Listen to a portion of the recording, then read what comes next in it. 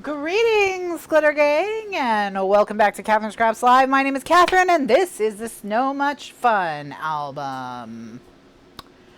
So, we are back in this series. We're working on what I'm calling Layer 1. So, this is an album that we're going to kind of work from the outside in. So, we started with the cover, and now we're going to be working on the first layer, which is in progress, and it's gonna look like these and like these today. Okay, so that's what we're working on, and while we do that, I'm gonna just give some updates, but I'm gonna work while I update because I want to get further in. So what we already determined earlier was that this, what is this, a deer? That's a deer. The deer is going to go there, and the snowman is going to go here, and they're the correct size. So we just need to, you know, get them all taped and whatever else. And we're going to tape them. By the way, this is a video series. So if you're on YouTube and you saw this recommended and you have no idea what's gone on with this project before today, don't worry. There is a video series for it and a playlist on the channel. So you can see the rest of it, no problem. And I'm putting the thick line of tape on both sides this time because we do have this little strip we had to add because I don't know how to, because I don't know how to add. And I just want to make sure that's well stuck down. So there we go. So first update, excuse me, is that book club is back in 2024. The theme for Book Club 2024 is Can We Trust Reese Witherspoon? What we will be doing is we will be going through the books from Reese's Book Club in 2023 in the same order that she did them in 2023. So we'll read her January book in January, etc. And then that way we'll just see if these celebrities should be having book clubs or not, I guess. And if we have a good time, we can pick somebody else's book club next year. So the first book is The House in the Pines, or The House Among the Pines. There's definitely a house. It's definitely in some pines. It's by Anya Reyes, and it is should be available from your library, no problem. Mine did not have a wait. I saw that it has a very low rating on Goodreads. What I'm hoping that means, it has like a 3 on Goodreads. It's very low for Goodreads because Goodreads usually skews much higher.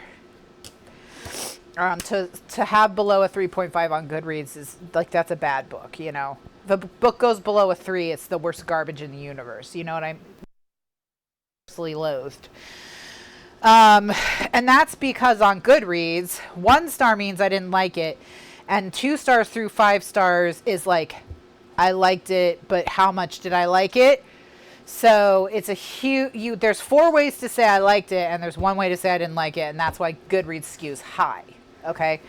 So anyway, it has a 3. And my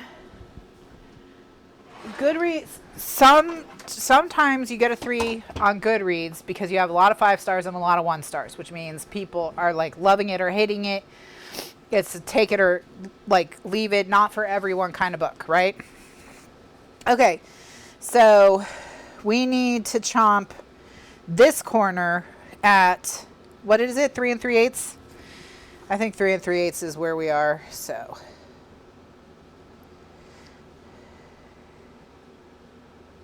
Yeah. That's not correct. Okay, great. Great. That's fine. We know how to fix it. It's not like we haven't done it already once today.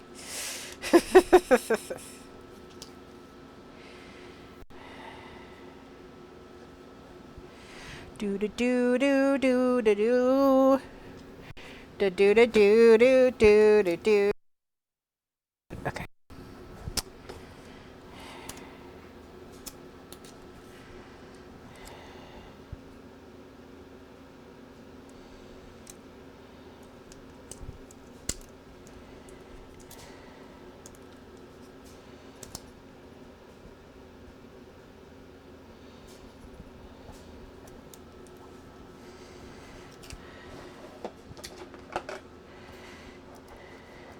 Okay. So I've now replaced that piece.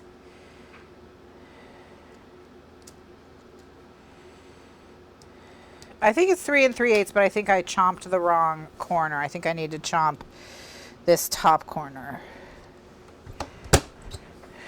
Okay. Yes, 3 3/8. Chomp the corner where the tab is, basically. Okay. Chomp the corner where the tag is. Hopefully you'll remember that. Yes, this is a school for paper surgery. It definitely is. That's for sure. I should just name it Kathryn Surgeons, because I'm surgeoning instead of scrapping. Kathryn operates. I guess that's the word, not surgeoning. So, all right. So that goes there. So I just need the punch board back to chomp the corners. So Judy says that she expected a long wait on these books, but 6 of the books, of the 6, 4 came in immediately. I will say that it's the books later in the year that I think have the longer waits, especially that Ann Patchett book.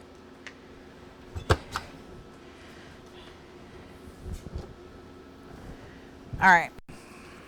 So I'm going to get this stuck down because it's pretty fragile with this little chomped piece being right on the edge of the tab. So I want to make sure that gets glued down pretty immediately.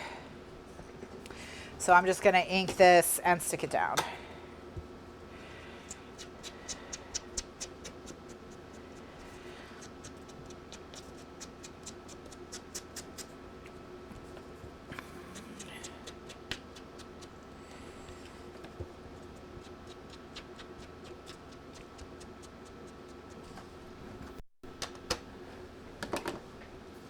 All right, so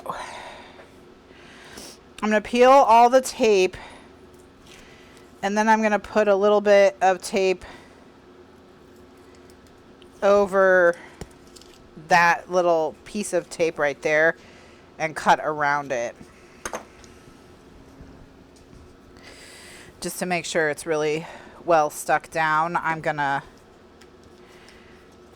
use a bigger piece of tape and kind of go across it in the other direction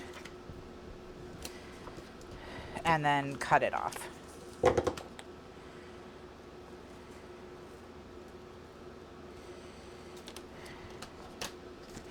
And then I'll peel the tape and it should be fine.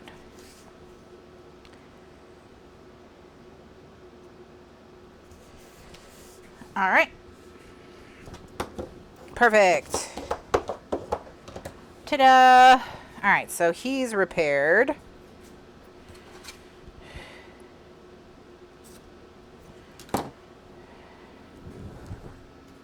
And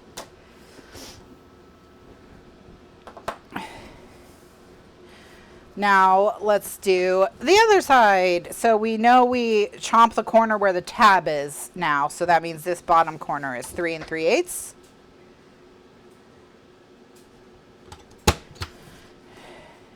Yep, that works. Okay. Chomp the tab corner when you mat.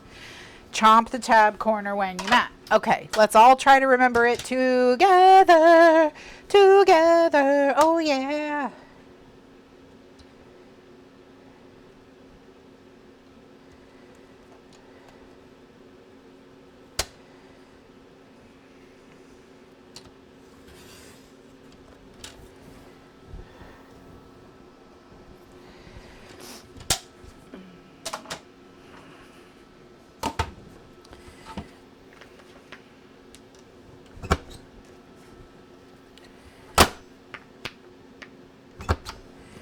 Okay, so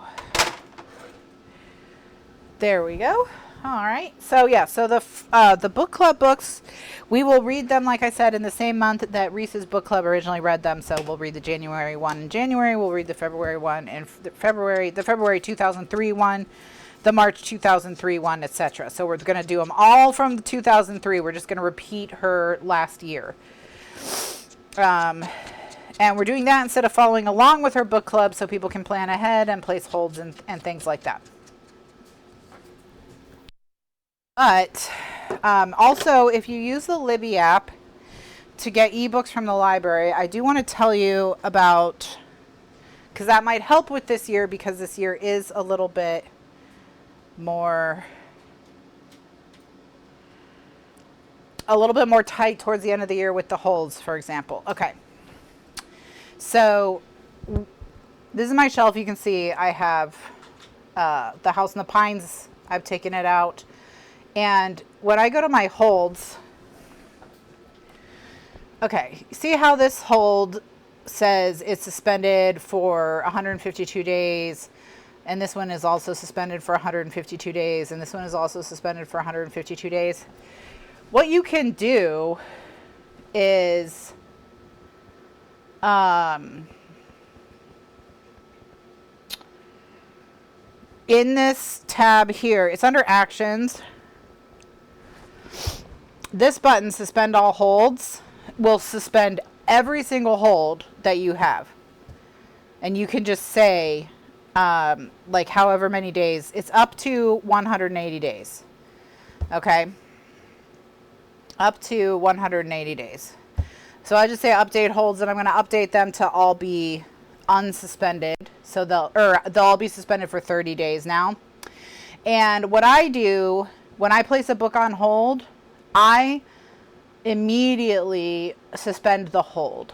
And that way I can, and if you have your hold suspended, they just give it to whoever's next in line. So what I've done is I've put a lot of the book club books that are going to be later in the year that have the really long waits, like that Ann Patchett book. And let me scroll all the way down because that's where they're going to be. So like that Kristen Hanna book that we're supposed to read in March has a 9-week hold. That Ann Patchett book has a 9-week hold. Yellowface has a 7-week hold. And these, my library is pretty quick. Yeah, Black Cake. I don't know if that's one of them, but it has a hold.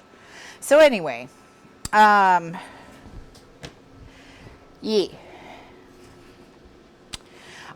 So what's happening with my punch is that what I need to do is I need to pour some Undo into it and punch just plain paper, because what's causing it to stick is that I punch through adhesive all the time, which you shouldn't punch through adhesive. It's not good for punches, but I do it anyway because I don't care. But that is what causes that sticking issue where I have to kind of pound on it. All right.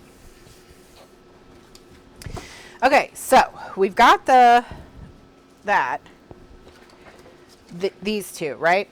So we need something to go here and here, all right? And we already talked about doing these two, which we have to cut down because they're too large. But you know, there you get the idea.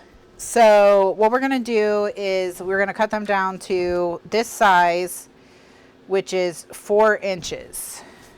Yeah. So I'm going to cut these down to 4 inches. Right now I think they're 4 1/4. And then we'll go from there. Do do do do do do do do do.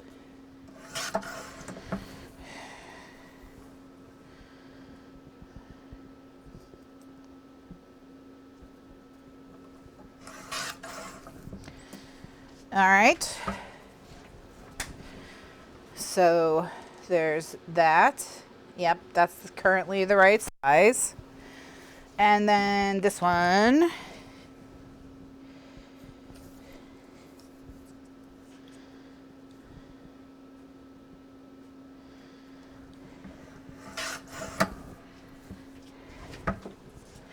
And what I'm going to do is I'm going to put winter faves over here and cold hand warm heart over here. And now we're going to stick these down just the same as we did. So we're going to discuss the book club books the first Thursday of the following month. So January, we read January's book, and then we're going to discuss it the first Thursday of February, which happens to be February 1st. So the first day of February is a Thursday. So this month's book club book will be discussed next week on February 1st. Then on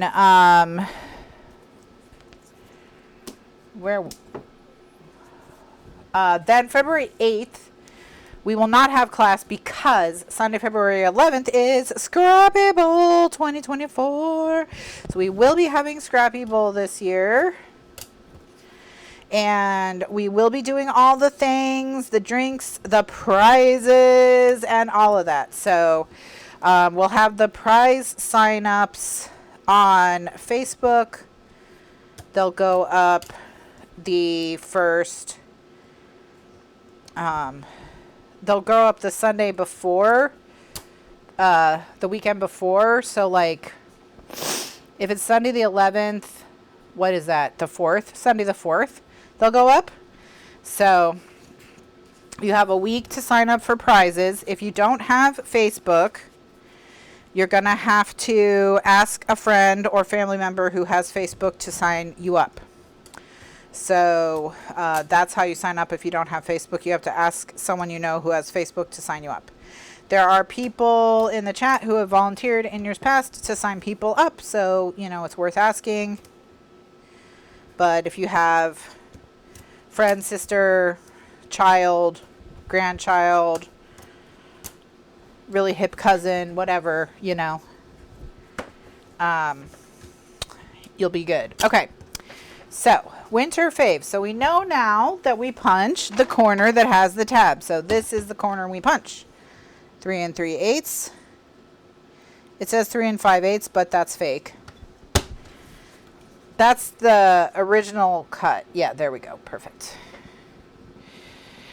And so this one, the tab is here. So we'll tab this corner.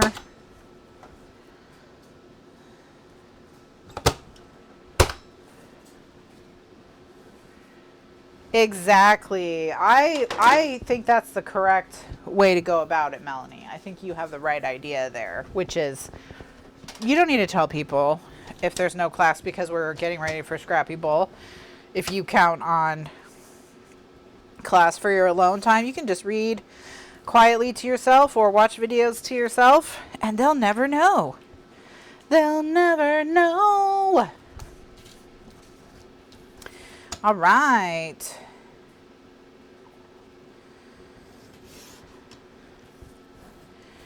Okay, so now that we've got them all cut down, we're going to do the last 4 corner punches. And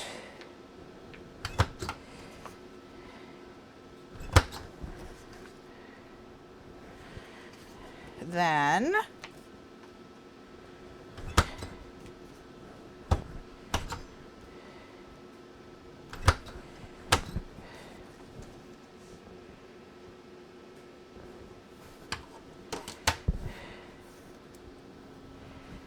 hey, buddy.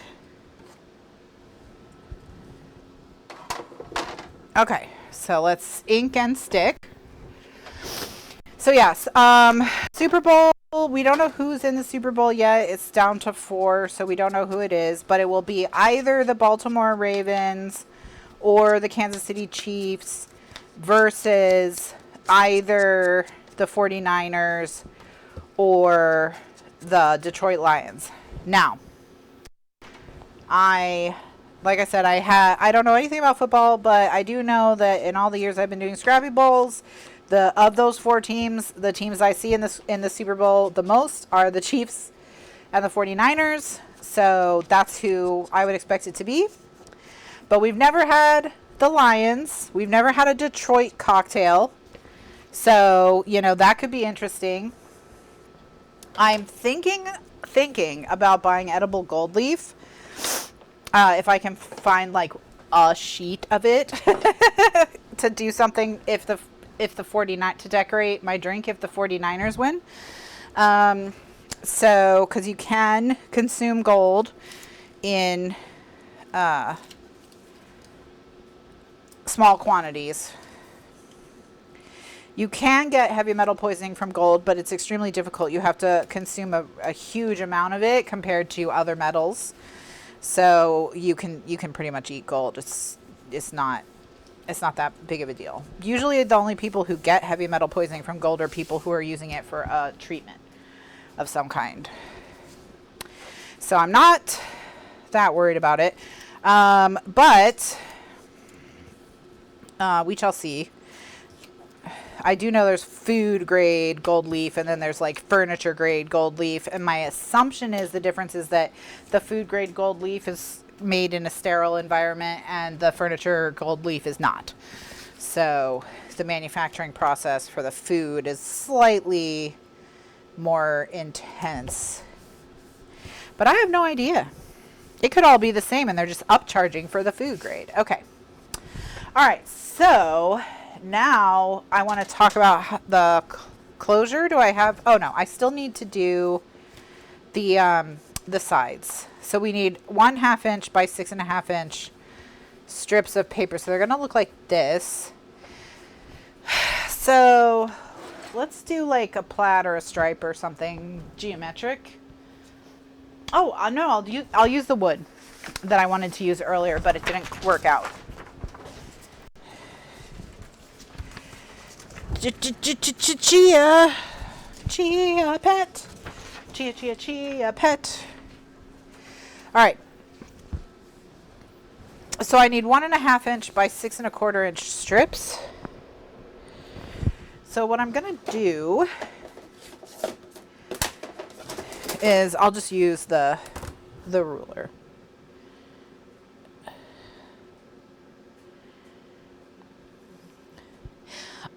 We are going to do a mini craft room tour, not a full craft room tour. Okay.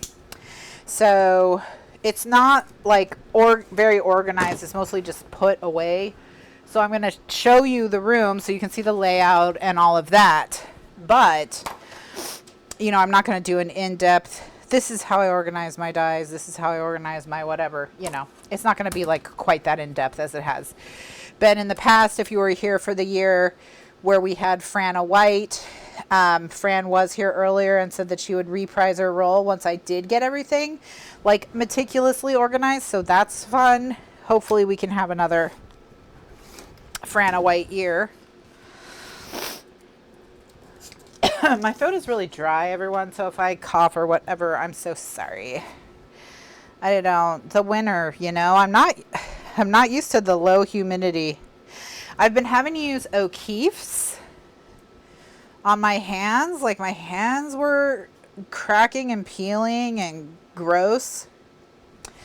Like just worse than I've seen. And my dermatitis was starting to flare up. You can actually still maybe see it a little bit. This kind of red area right here is that's my dermatitis. Yay.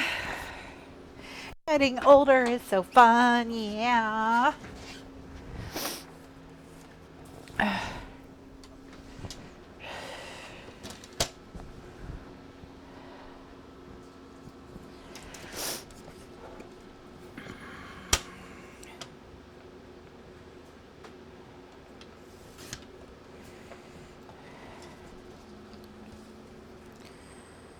Now I made these a little bit bigger than 12 by 12, so I don't know if I can get to, but I clearly didn't make it. Oh, I did make it big enough to get to. Well, not quite. Not quite. Hey, hi buddy. Hi, my little dude. How are you? How are you, sweetie? Hi. Both Marcel and Tater Tot have been in my face since I got in the office and started the pre-show. Tater Tot in particular wanted me to stop what I was doing and pet him. So, you know, that's a situation we'll be dealing with. Marcel's now sitting on the arm of my chair. But yeah, we're going to have our Scrappy Bowl. And it will be super fun. So for the Scrappy Bowl project, we're going to do an oversized Dorian pocket, aka Rose pocket, aka Trifolio. Actually, don't I need 4? I do, don't I? Because I have the outside and the inside. I do, Marcel. I do. Is that what you want, buddy? Okay. So, what I'm gonna do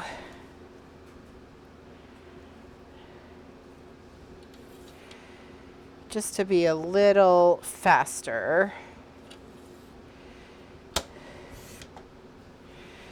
is just make a cut that's 3 inches to the edge.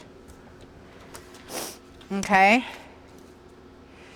And then I can, well, I was gonna say, and then I can just turn it and cut 2 6 1/4 inch strips off it, but I can't because of this raggedy edge on the top.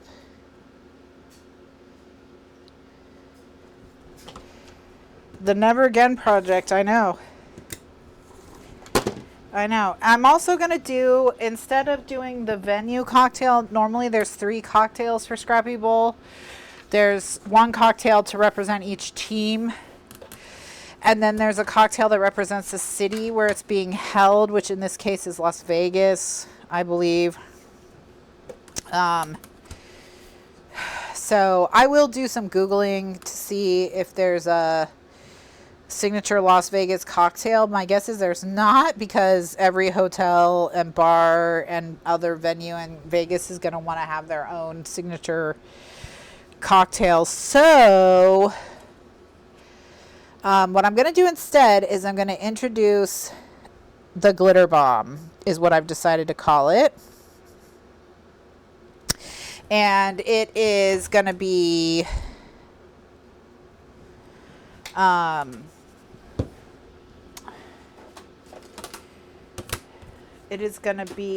what's it going to be?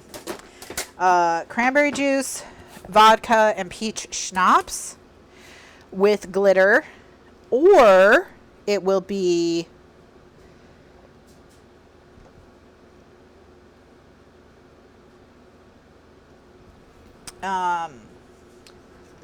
cranberry juice, lemonade, and gin.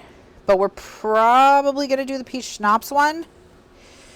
And the reason why is because it's sweeter, it's pinker, but also it is more Georgian, since that is where we live now, with the peach, you know. So we're going to go with that.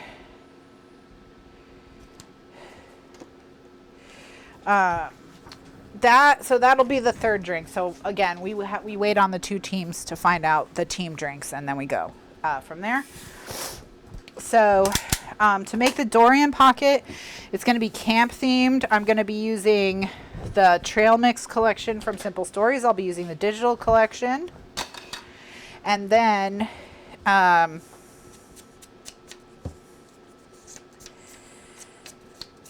olive green 10 by 13 catalog envelopes from Jam Paper. Now, the Trail Mix collection does have a kind of goldenrod color in it. So if you want to just use regular manila ones from the office supply store instead of ordering the olive ones, you can. But also, I did say that if you want to use the Facebook group to organize a swap where one person orders a larger box and the other people pay them and they ship it, you can totally figure that out to mail each other envelopes. And if it would make it easier to mail them, you could mail, 3 envelopes folded inside a 4th envelope. because you do fold the rose pockets anyway. So as long as you fold them in half, the envelopes in half, it'll be fine. All right. So let's go. Oh gosh, you know, I'm sweating. It's super hot in here and humid in here. And I was like, why is that? And it's because I have to turn the air conditioning on. We're at this tricky stage with the temperature where it's too cold to have the AC on in this office during the, like, all day long. Like if my sister's in here trying to work, but at night, like for the show, it's way too warm to not have the AC on. So anyway, so those are the deets about what's coming up. And then the February book will be The House of Eve. And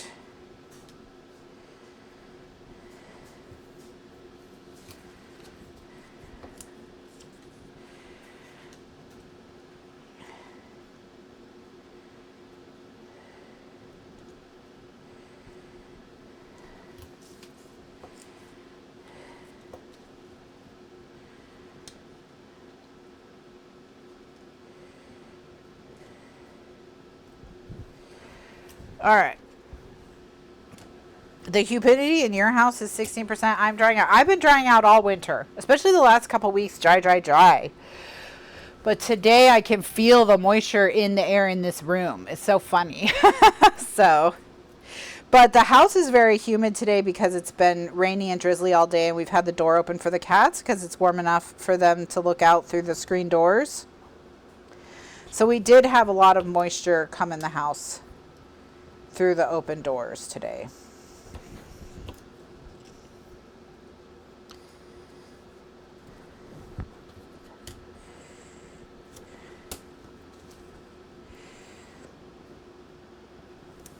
All right, so that's all the stuff that's coming up. If you're watching this on YouTube, like I said, Scrappy Bowl is always free to join. And the Scrappy Bowl video stays up for 24 hours. And the download for the free Scrappy Bowl project also stays up for 24 hours, even if you don't have access to archives. Now, if you have access to archives, you'll have access to this year's Scrappy Bowl download, plus all prior Scrappy Bowl downloads in the archives, as long as you maintain your access. So, you know, it's up to you. And I think I've been doing the downloads since around 2014, 2016, somewhere in there. Because I know I did the first one when we lived in South Riding, Virginia, and we lived in South Riding from 2014 to 2017. So somewhere in there is when I started doing the free Scrappy Bowl download. We will have another download. They're very simple one-sheet written tutorials that just explain how to do the like one thing that we're doing, right? Which in the case of the Dorian thing, we'll be making the Dorian pocket. So it's not a full tutorial for like start to finish every moment of a project. It's more like, this is the page style of the project. This is how you make the page style. And then you just have to figure out, you know, whatever binding you want to use, whatever cover you want to use, etc.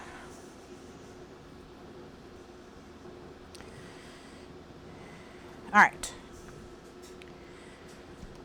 So there's two that are more kind of straight up and down and two that are more swirly.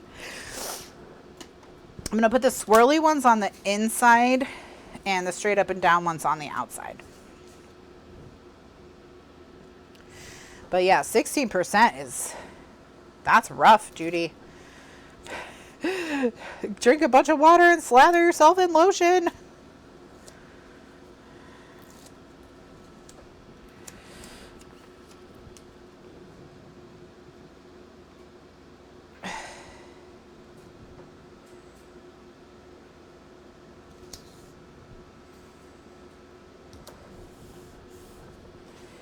Cute.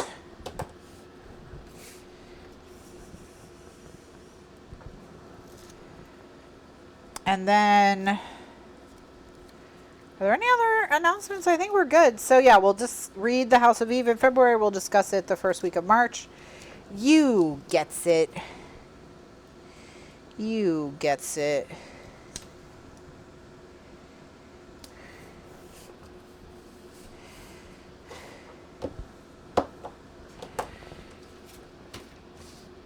All right, and then we'll put these on the outside, and then we're going to talk about how are we going to decorate these.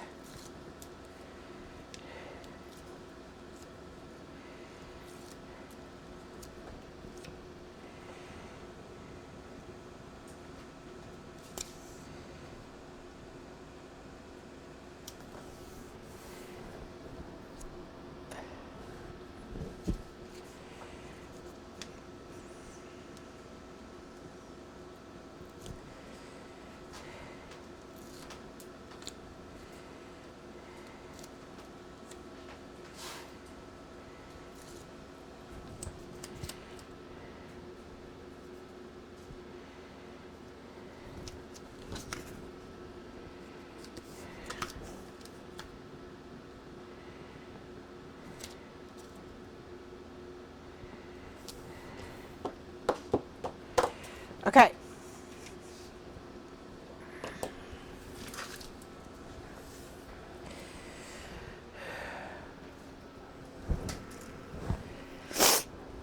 So, all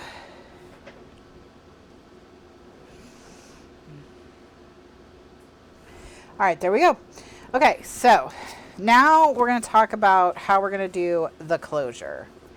So I want to make a little clip, one for the bottom of this one and one for the top of this one, that's going to hold them closed so we can stick photo mats like back to back inside them so that we have plenty of room for photos. You've been waiting several years for Kristin Hanna's The Nightingale. It's true. I mentioned it. I don't know if you were here the day we first talked about Reese's Book Club, but when I saw The Nightingale, I said that Kristin Hanna is an interesting author because she is like, back when we used to vote on it, she was in several votes and she never won. She always came in second. But I know Judy read a lot of her books anyway, even though they were second placers. So I think she'll be able to guide us through Kristin Hanna. The Nightingale is a French resistance story during World War II, I believe. So, and Ann Patchett too. I think Ann Patchett will be good. It'll be good to do an Ann Patchett. So some of them I think will go over better than others. I think, I don't know. There's a part of me that thinks that I should override Reese for romantic comedy because that book is like I gave it 2 stars and I felt like I was being very generous. But it could just be like, it's because it's supposed to be funny. You know, humor is very subjective, so it could be that everyone else loves it much more than I do. All right, so what I'm going to do is, these are 4x6 photos, so these are horizontal and these are vertical. So we need vertical. There's 2 vertical, there's 2 vertical.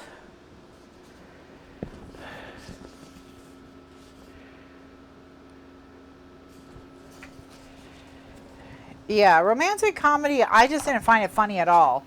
I mean, the premise is like a grumpy female writer on what's basically, obviously, Saturday Night Live, writes a skit about how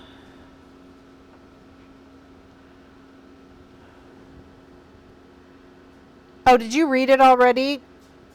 The romantic comedy one? Yeah. And I didn't think it was good as a romance or as a comedy. Like, it was neither romantic nor comedic from my point of view. So, I don't know, man. But like I said, I don't know what to do about it. So, I'm noodling on it and meditating on it because, you know, the whole point of Can We Trust Reese Witherspoon is, well, can we trust Reese Witherspoon? You know, like if I... Oh, Marcel, oh my gosh. Marcel, you almost killed me.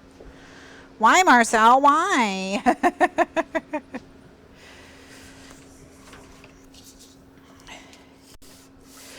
All right, so I'm going to cut my photo mats out.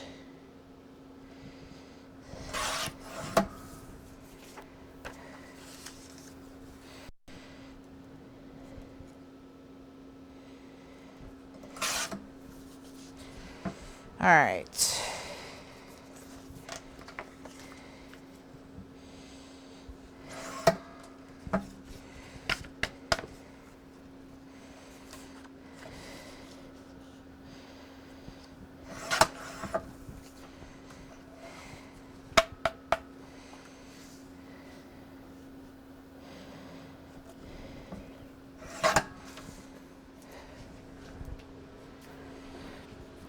I do have a recommendation,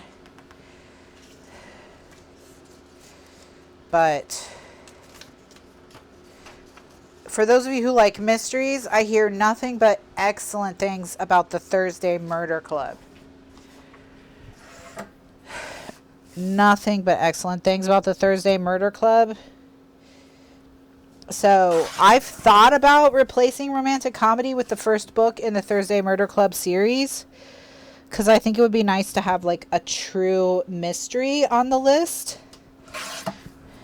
You know, like a real murder mystery and not just like a domestic thriller or something like that.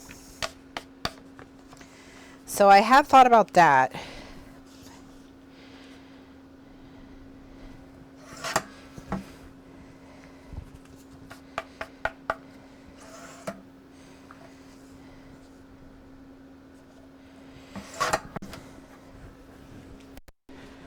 All right. And then here's another one and another one. Okay, so we'll just do the 4. We'll put 2 in each. Oh, and I'll put a 4x4 in, because I do have, here's 4x4 and 4x4. All right. So these 2 already have tape, so I'll just stick them, one with this and one with this. Okay, so that way there'll be 3 in each, and we can mix it up a little bit. Now Marcel's literally stolen my chair. But yeah, the plot of romantic comedy is thus. Female writer on SNL, it's called something else, but it's SNL, notices that a lot of time the guest hosts, the famous people, the actors, the models, the musicians or whatever who come on SNL, start dating her frumpy male coworkers.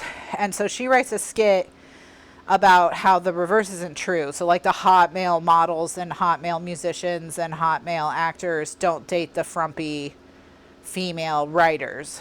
And she just is commenting on it because that's what SNL does, social commentary.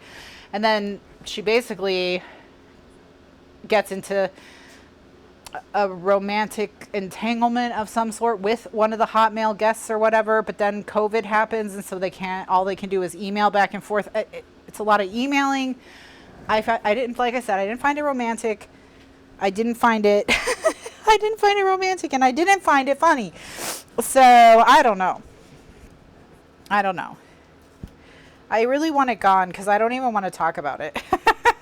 So, but I'm also like, I could just reread it. Like, I could just be wrong, you know? And also just because I don't like something doesn't mean that other people won't. So I don't know, you know, I'm stuck, but I'm going to think about it some more and we'll go from there. But if I did replace it, I would replace it with the Thursday Murder Club, because I want to read that, and I think a murder would be fun. I mean, obviously, I don't think murder is fun. You know what I mean. Just like reading a murder mystery as a group would be fun.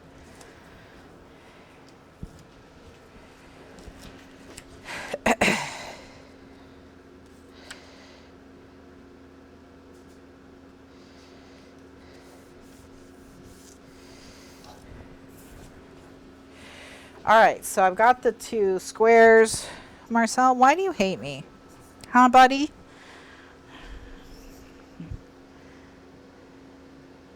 Yeah, exactly, Alec. Could be. Just depends on the victim.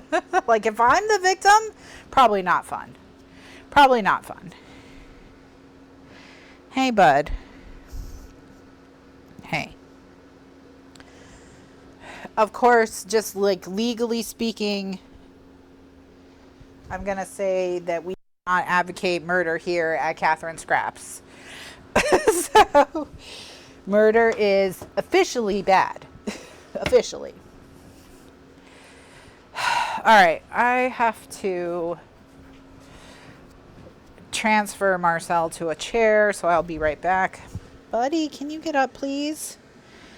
I know. Your day has been horrible. I'm sorry. I'm so sorry, baby. Can I put you here? There you go, buddy. Okay. We don't. We don't. Officially, legally, we don't. Our policy is, we have an anti-murder policy. Officially.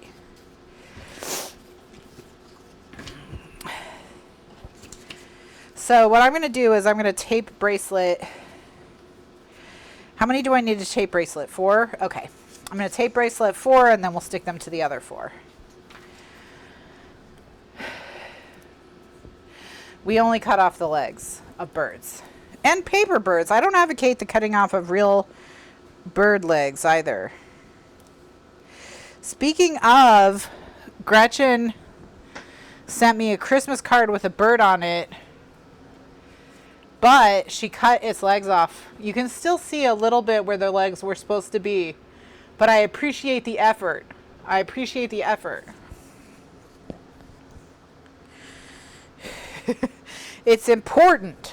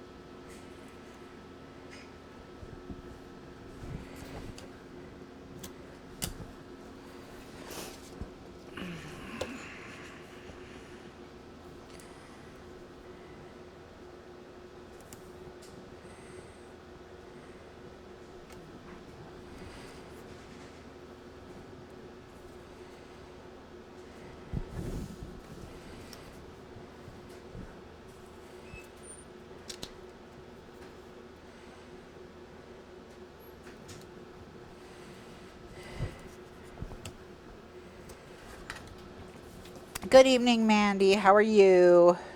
All right. So,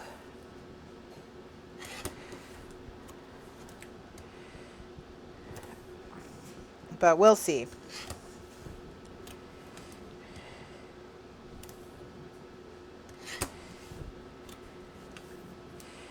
We'll see. So, yeah, you can cut the antennae off, but off paper butterflies as well. Just because you have to draw it back on yourself anyway, almost always, because it rarely cuts out well.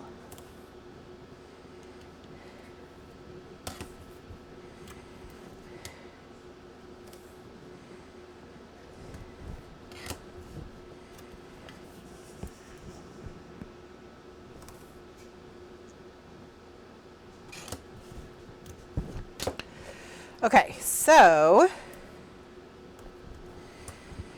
we're just gonna, well,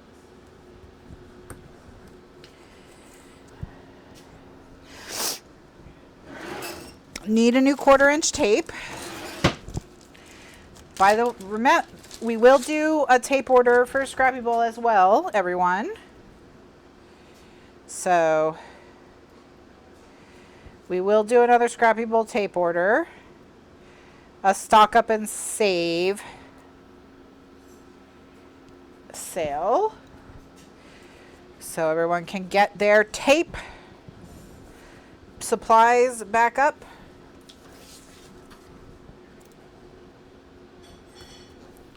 All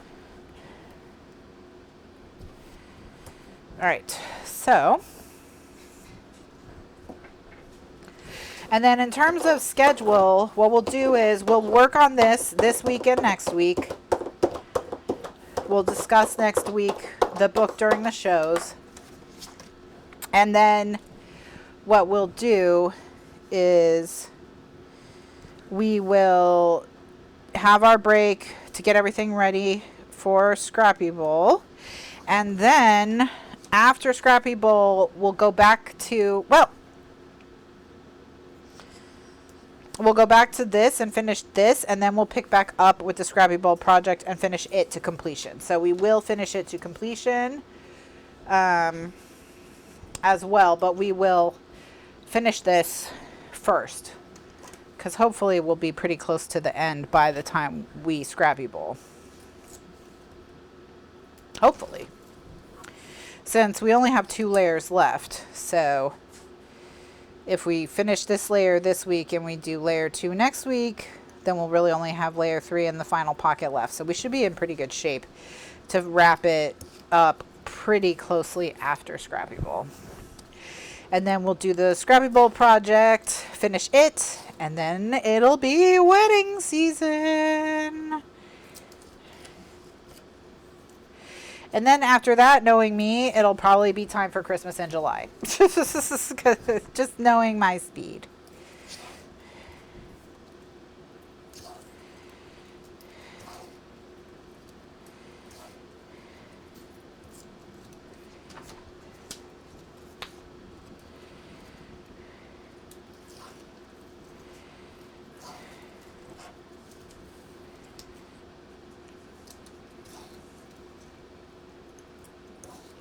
Flower statements is a really, really smart idea.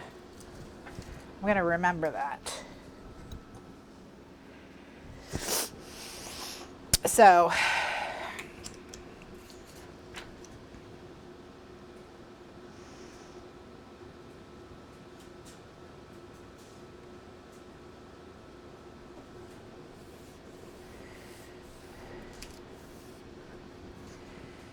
all right.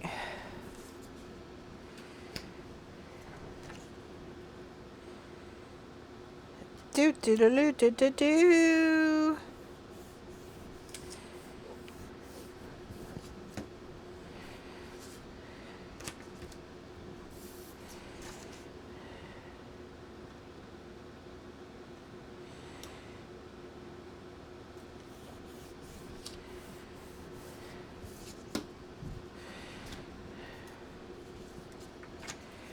All right.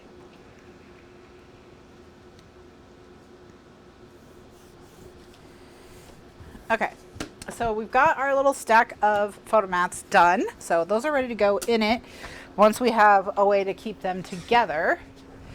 So now what I want to look at is the tag sheet, because I think maybe we can do the tag sheet.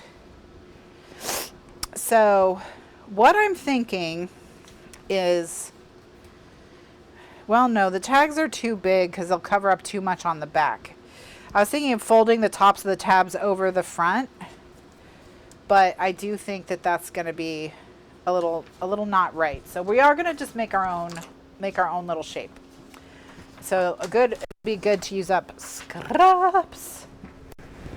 So I'm going to get my little scrap pile. All right, let's think about this. Okay. So these are in the book. They look like this. And then, like I said, I want clips at the top and bottom to hold it in place.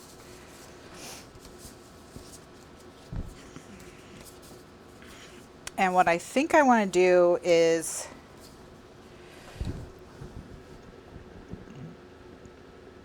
maybe what we'll do is we'll take a 4x4. 4x4.5. 4.5 by 4.5 is what we'll do. 4.5 by 4.5.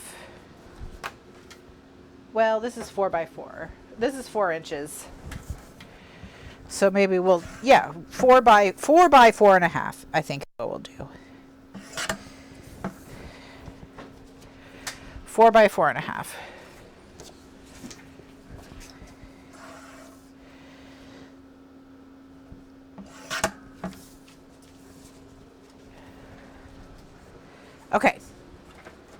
And then we're going to score these in half. All right, let me get the scoreboard. We're going to score them in half on the 4.5. No, 4x4 is too big because then it's like the same width as the thing. So we definitely need it to be no wider than 3. Let's do, I'm going to cut these down to 4.5 by 3.25.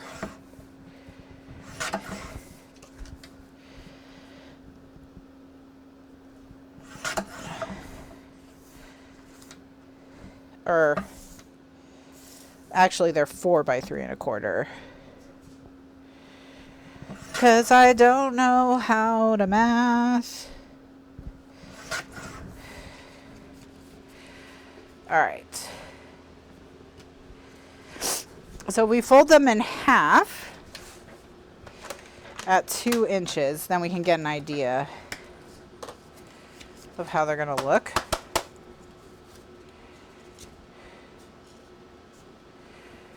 And honestly, is that still maybe too big?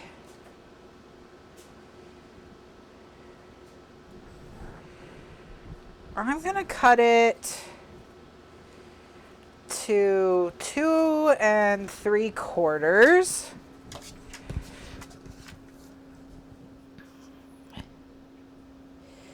Take a little more off the width.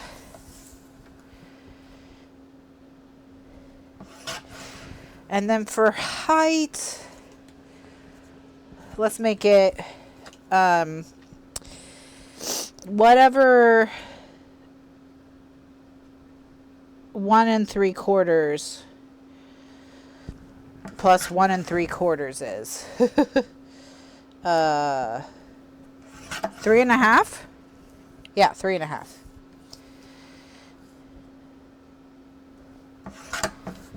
Okay. That should be good enough. Used up most of your hold spots.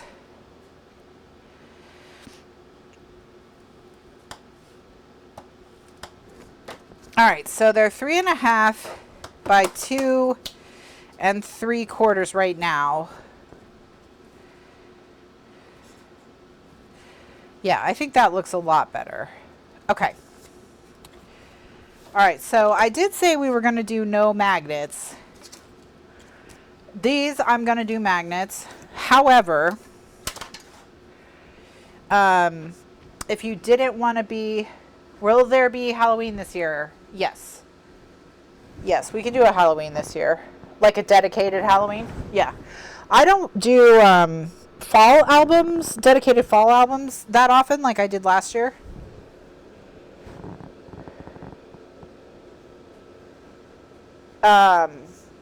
So it's more common that I do Halloween, so it will probably do a Halloween album this year, not a fall album at all.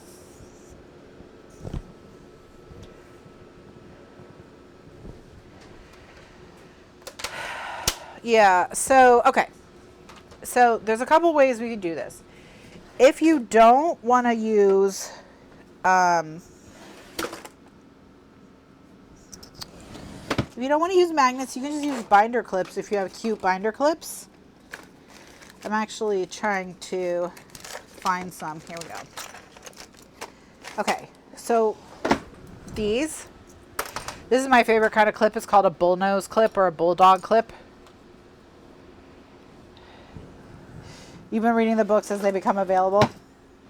Are you guys going to read the whole year before it's even April? Is that how it's going to go? All right, and so then you can just put this on top and it'll hold it shut and the bullnose will hold it on. So that's how you can get around it if you don't want to do magnets. I am going to make a little magnet sandwich. Magnet sandwich.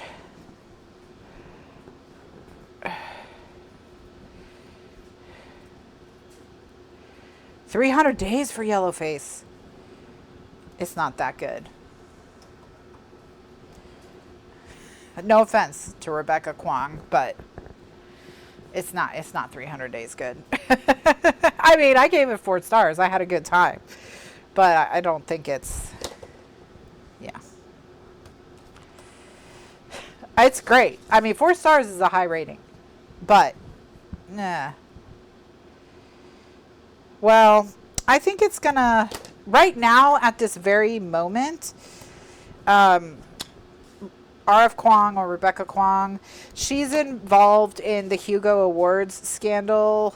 I don't know if you're aware of this, but there's a huge scandal with the Hugo Awards. Normally she writes fantasy.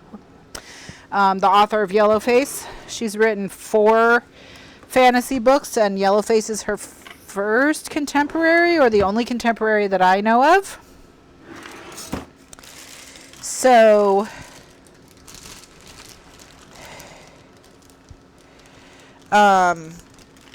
which is not just like, just to say why she's involved in a Hugo scandal, because the Hugos are a science fiction fantasy award, is because of her normally writing in fantasy. And she wrote a book this year, or it was published in September of 2022, so it would be in consideration. This is the year of the Hugos it would be in consideration for. And let's see how to explain this in the most efficient way possible. The Hugo Awards do not have a central governing body. There's no jury that decides what books are going to be nominated and whatever. If a book is eligible, anyone who has a membership can vote on it. It's meant to be egalitarian, you know. And the reason they were created like that is because at the time they were created, pretty much there was no such thing as an award that like people decided, like everyday regular fans of the genre. And so the Hugos were meant to kind of correct that. It only costs $50, I believe, to get a voting membership to the awards. So you can purchase a vote for $50, essentially. So that's how they work. Okay, so there are books that are eligible, right? And that's based on, you know, genre, publication date, etc. So you can't vote for any old book. You can vote for any old book that was published between this date and this date that is either science fiction or fantasy or something like that, right? Some kind of speculative fiction. And then for the Best New Author Award, you are eligible for that 2 years after your debut. So the day your first book comes out and the year after your first book comes out, you're still eligible for the Best New Writer Award. Okay, now you have the backstory, so I can tell you about the scandals. So every year people vote on where the next Worldcon is, what they call the thing where the Hugo Awards are given out. So cities bid to host Worldcon, and then the Hugo voters vote on, the Hugo people vote, the Hugo members, or the Worldcon members vote on where to have it. So this year is being held, and then it's always completely independently organized by the hosting city. So like I said, there's no people in charge of the Hugos. That's not a thing. There's no like group of people who are in charge, okay? So the year that it's in Omaha, Nebraska is in charge of it, okay? So this year they voted that it would be Chengdu, China. And it's been controversial because between the first round of voting, books are eliminated by not having enough votes. And so then there's a second round of voting where you can narrow once the choices have been narrowed, okay? And very important books that made it through the first round inexplicably were marked ineligible by, well, the Chinese. The Chinese people in charge of the awards. And all of the books that were marked ineligible are pretty much members of the Chinese diaspora. So people who are ethnically Chinese, okay, or Han, I guess, who don't live in the People's Republic of China and are not citizens of the People's Republic of China anymore. And all those authors pretty much became mysteriously ineligible in between the first vote and the second vote. And then they did that. And Babel by R.F. Kuang, Rebecca Kuang, is one of them. So one of those books. So the kind of the theory that, you know, is that people have is that since it only costs $50 to get the ability to vote in this award, that they could have, they being the government of the People's Republic of China, someone within it, in an, because books written in Chinese, not translated into English, that no one outside of China has heard of, are all getting nominated for the Hugos. Like, so the theory is that they just bought, either the people of China were so thrilled to finally be having these fantasy awards in China that they all came together and on their own bought $50 voting tickets and then only voted for these Chinese books that are not available anywhere else, which is certainly a possibility. Or the government is pushing it in one direction or another. And what it seems to be is that they do not want any people who are ethnically Chinese but not citizens of the People's Republic of China to win. So it's been very shady. There's no explanations because, again, there's no central governing body or anything like that. But anyway, she's one of the authors who's been targeted. So it may be that all her books are going to be hard to get right now because of that. So, but Yellowface is not science fiction. It's a contemporary fiction. So, but it's also super popular, and I think it may have won a Goodreads Choice Award. So it could just be popular on its own and not because of any scandal. So, yeah. So either a ton of people in China were swept away by national pride in a way they've never been in previous Hugos, or somebody paid some money to ensure certain outcomes. There have been Hugo scandals in the past where they have done, you know, crowdsourcing to get people to buy memberships and vote for certain books and things. Yeah, it's contemporary fiction, but it is not fantasy. Babel by R.F. Kuang, or Babel, like as in the Tower of Babel, or the Tower of Babel. That book is fantasy. And then her other famous works are the Poppy War trilogy, which is a fantasy retelling of the Sino-Japanese wars. So that's basically the war that Japan and China were having before World War II broke out, that was kind of settled by World War II. But they were having a war before World War II started. Between them. The Japanese were trying to, essentially wanted to colonize the Korean Peninsula and China. And they had colonized what we think of as South Korea for a long time. And then the part of Korea that we think of as North Korea, well, not that we think of that is North Korea, the part of Korea that is South Korea.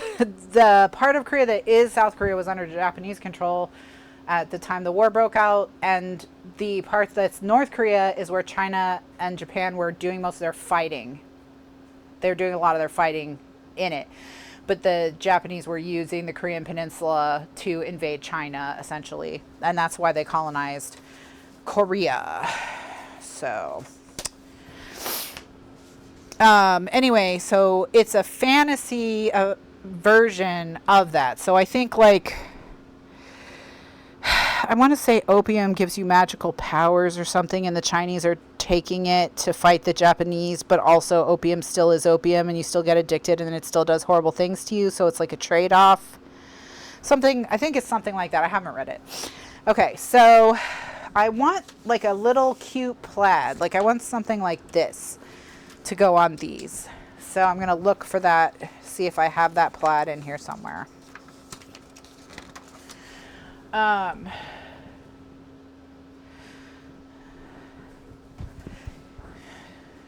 So, but that's the Poppy War, and I forget what the other two books are called, but the first book is called The Poppy War. And it is about the Sino-Japanese War. And my understanding is it's pretty horrific. And if you know anything about that war, that should not be surprising, because that war was bad. Really, really, really, really bad.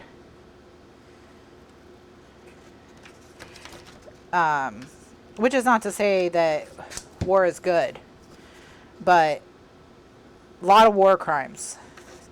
Lot of war crimes in that war.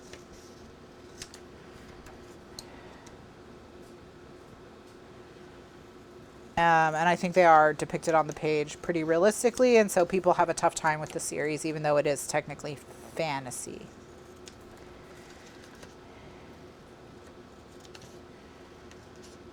Now, Babel is technically fantasy, but I don't think it's the kind of fantasy that...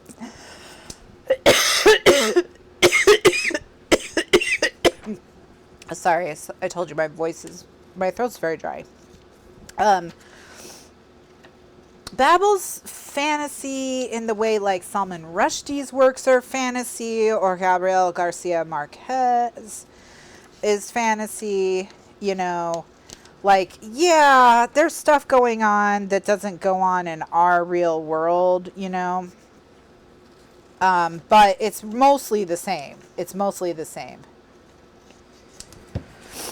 So, yeah, so like if you've ever read, or Isabella Allende, you know, is another author who writes this kind of, it's fantasy, technically. Like, for example, in Love in the Time of Cholera, that guy just doesn't die, you know. We don't know why he doesn't die. It doesn't really matter. It just matters that he doesn't die, and that's part of the story, right?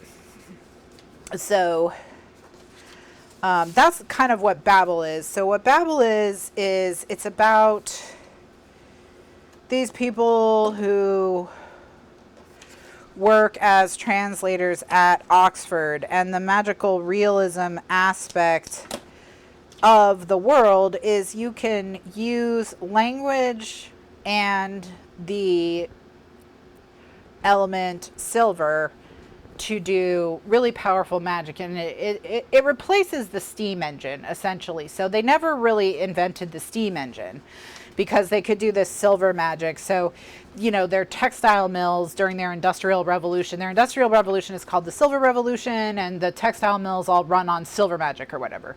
So everything's exactly the same as if the steam engine had been invented. That's actually one of my problems with the book, and why I didn't rate it super highly, like while I didn't give it 5 stars, is because nothing is different.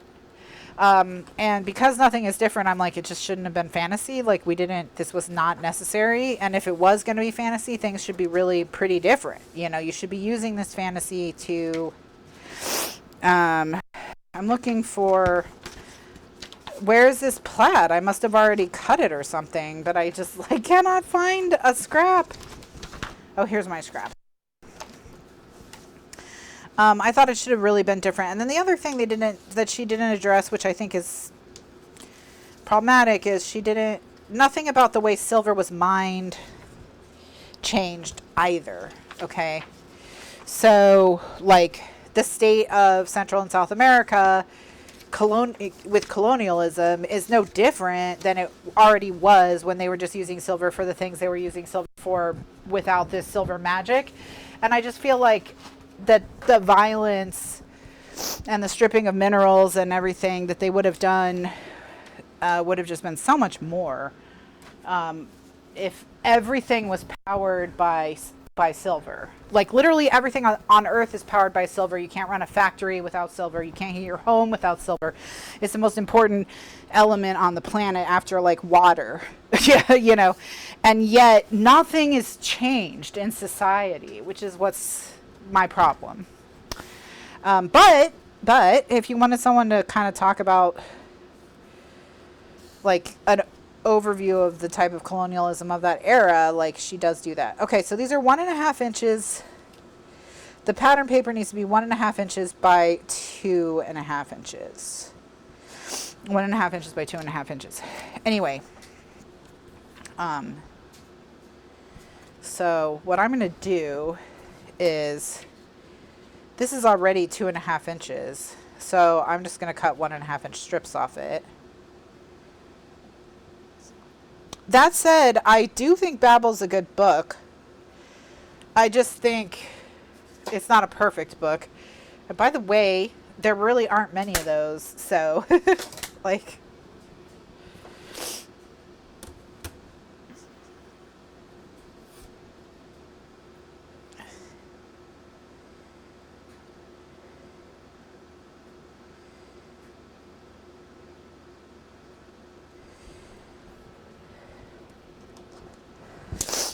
so that's Babel. But Yellowface is about 2 authors. And they are frenemies. And they have both stolen from and plagiarized from each other over the years. And yet they, you know, they still keep in touch, and they still call each other when they have successes and things of that nature. So, you know, whether it's because they think the other person will be genuinely happy for them, or because they just want to gloat, you know, unknown. They don't appear to like each other very much. And this is in the synopsis. So, in it, the main point of view character, whose name is, I want to say Juniper. She's over at her friend. By the way, Juniper has had far less success than her friend, whose name I can't remember. So she is jealous of the other friend. Anyway, she's at her house, and because her friend has called her to celebrate getting I want to say a movie deal from one of her books. And she tells Juniper that she just finished a novel and it's going to be a huge hit. And it's about how during World War I, the colonizer nations made people come from countries that they had colonized to fight in World War I for them. And to build stuff for them and to take care of their soldiers and whatnot. So there were a ton of people in World War I from all over the world involved, who weren't who were only involved because of colonialism. And it's about those people, the book is. Specifically a Chinese group of them that her friend has written. Her friend is Chinese. And anyway, her friend, in her excitement, telling her about this book that she's just finished, which is not the book she's gotten the movie deal for, chokes and cannot be Heimlicked. So she dies. And in a moment of like madness or whatever,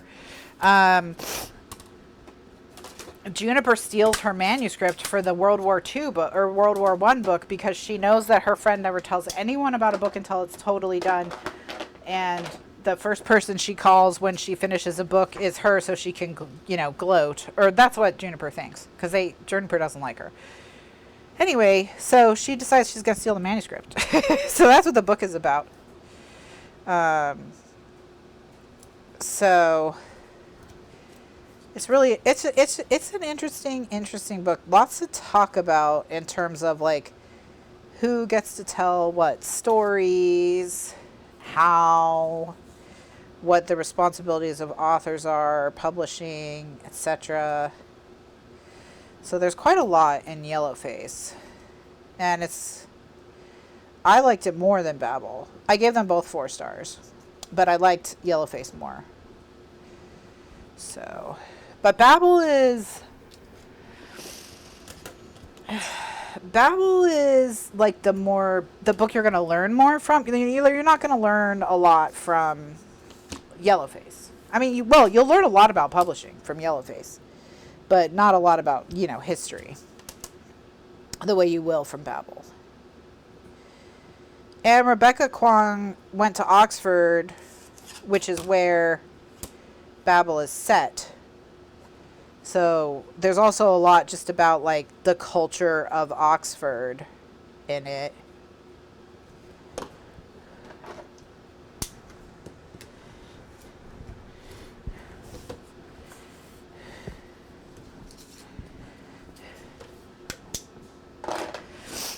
So if you've ever been curious about the Industrial Revolution and that period of colonialism, I guess Babel, you can learn a lot, but you could also just read the open veins of Latin America and probably learn more.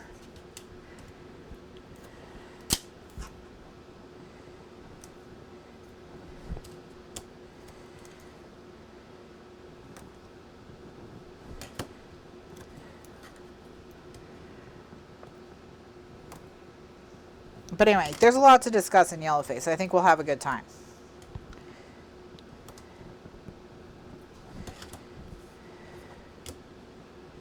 And actually, I don't think Rebecca, she just really genuinely seems to be asking the question. Like, it doesn't seem like there's a 100% clear-cut answer for her, because she put critiques of books she's written into both the character of the really super successful literary darling friend and into the thief friend. So she's put elements of her personality and her career into both of the authors, which I think is interesting, which told me that she doesn't see them, one as completely innocent and one as completely full of fault or whatever, or at least that's what the impression I got. Like, it's clear, obviously, that stealing the manuscript is wrong, and everything that a lot of what comes after it is super wrong. Pretty much everything. Like, but like Juniper is really well written in the sense that you're like, Juniper, what are you doing? Like, how could you have thought you could get away with this? But by the end, you're like, I don't know, I kind of want her to get away with it. It's just like, because she really does, like, make her such a real character. You really kind of, you know, you're like at least I was very along for the ride, you know.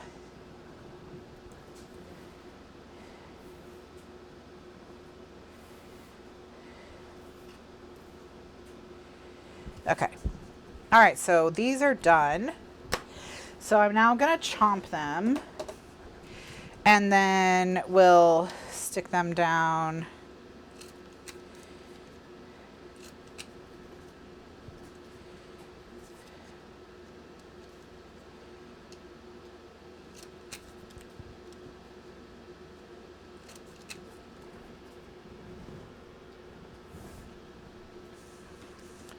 Yeah, exactly, Ella.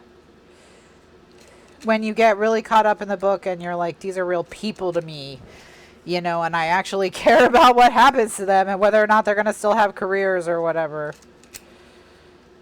And when you can feel empathy for the bad guy and you can kind of understand why they're doing what they're doing, even though you don't agree, well, the bad guy, you know, but she's the protagonist. She's not the antagonist of the book, you know, so...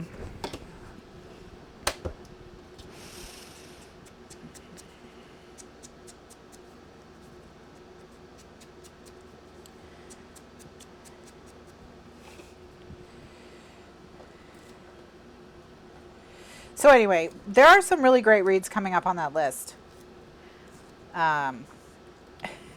So, The Nightingale is so popular. You know. So popular. It's gotta be something there, you know. 400,000 people on Goodreads can't be wrong.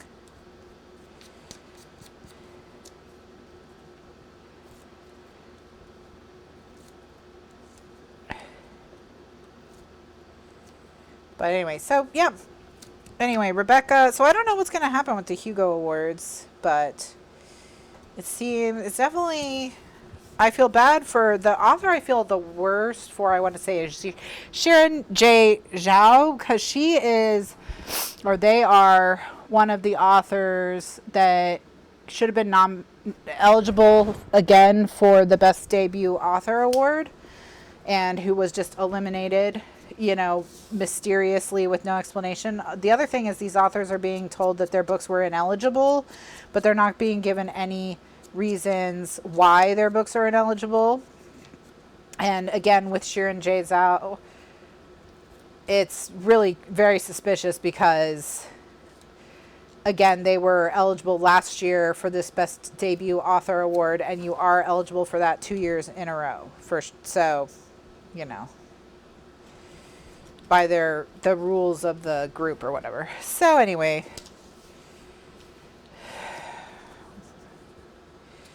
it's too bad.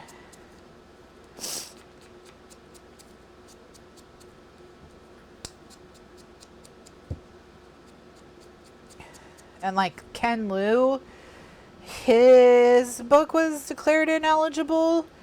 Ken Liu is like one of the, well, he's probably one of the most important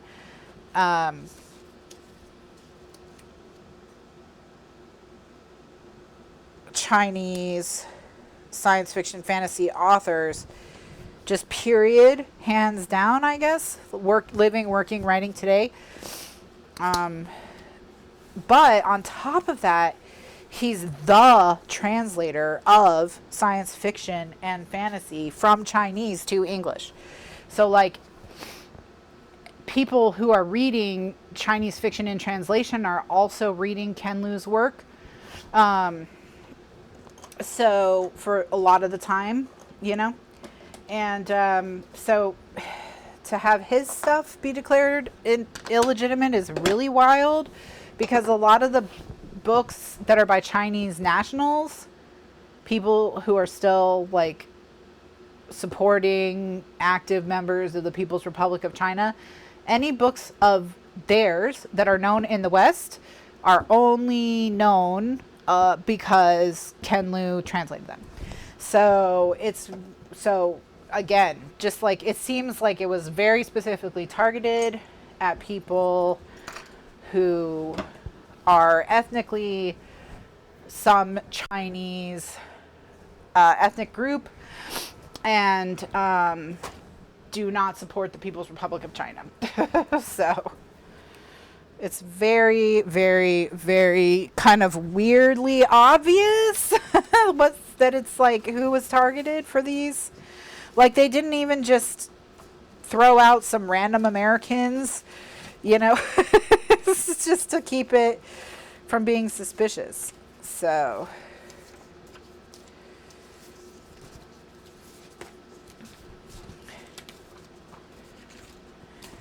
okay. So I'm going to look for things to decorate these. So I'm looking for like smallish embellishments. The embellishments are down here.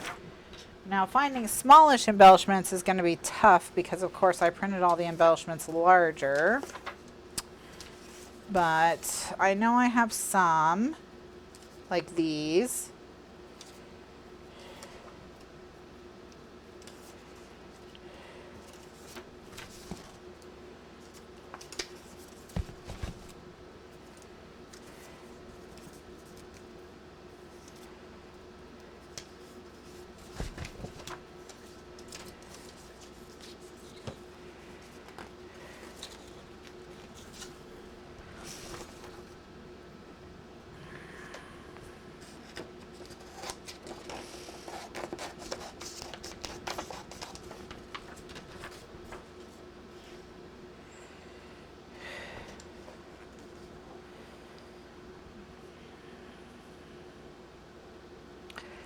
So I'm just looking to see if there's any words I can cut out of this and use on those.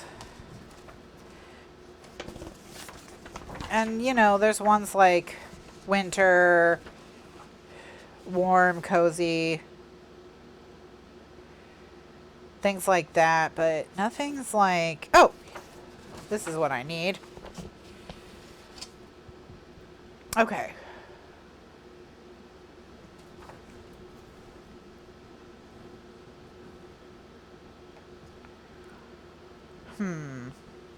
These are all still too big. Still too big.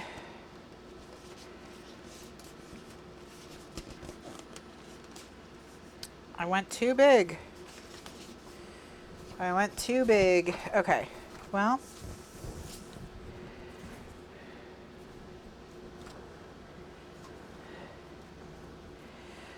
I know the bear, he's just like a decapitated head. What's that about? Because he is so cute. Why doesn't he just have little shoulders, you know? That's all he really needs. And it's the same with the fox.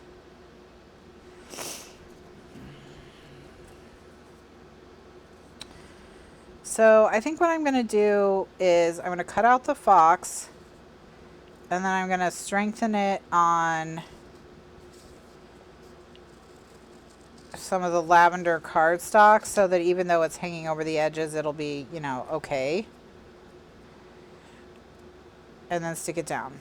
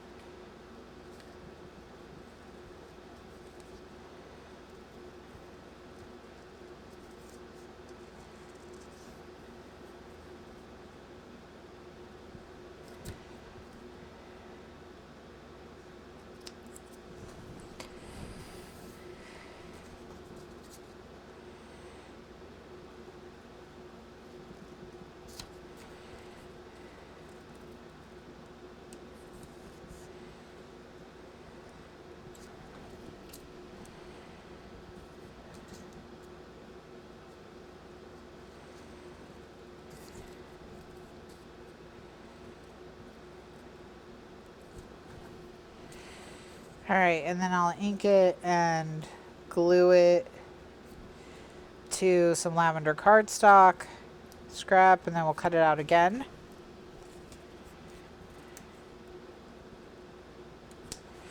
And then we just won't put anything on the back. But yeah, if we put it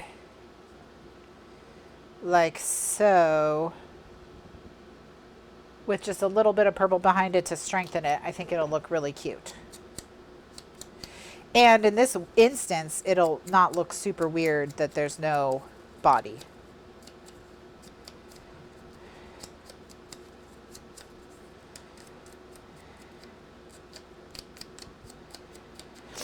And then we'll just find something similar for the other side. So, and then we won't put anything on the back. And we just won't worry about it. I actually think I'm just going to go with this heart.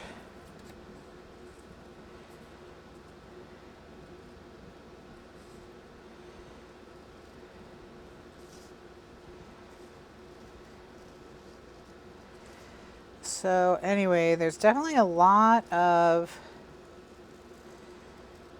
book drama.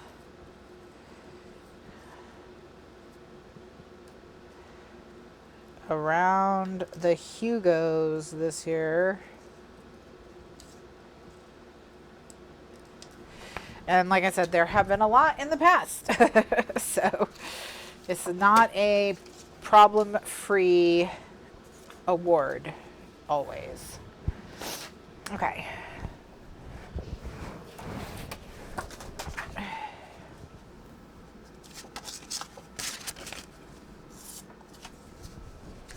All right, so we'll use our file folder that didn't work to cut our little things out.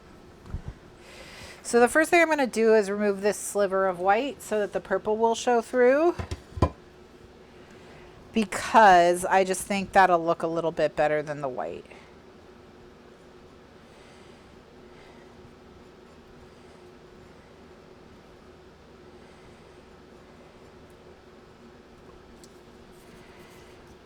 Okay. All right, so we'll go ahead and ink these up.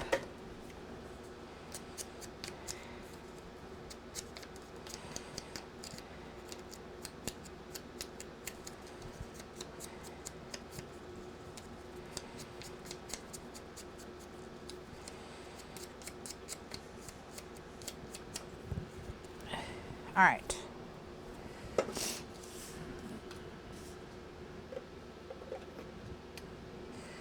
I'm going to use the Berry Art Glue for this just because the nozzle is a little bit more detailed or finer.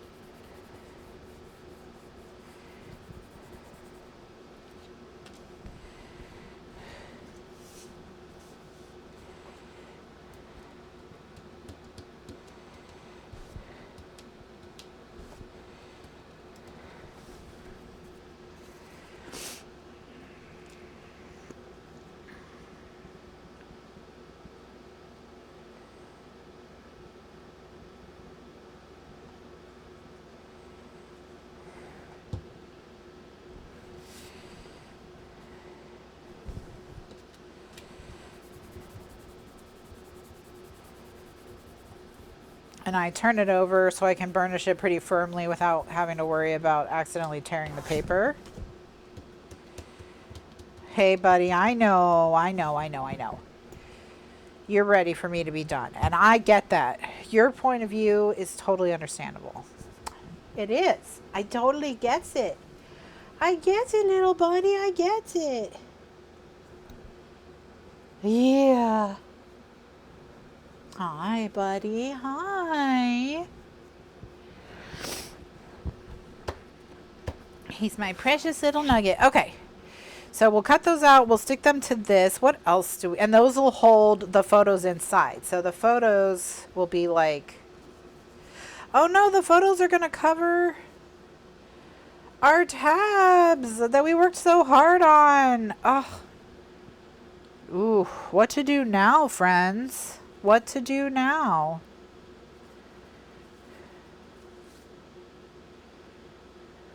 Okay.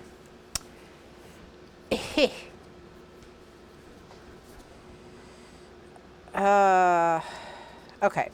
Well, let me cut out some scraps to line the inside of that, and then I'm going to think on it, but I think what I may end up doing is using some tags.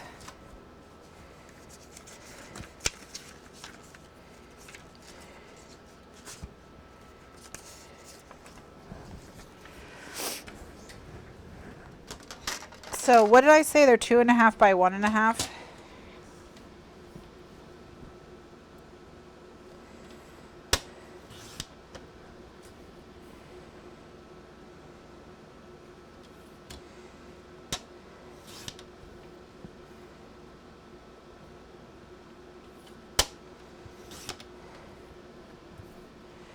All right, so there's 2, and then we need 2 more.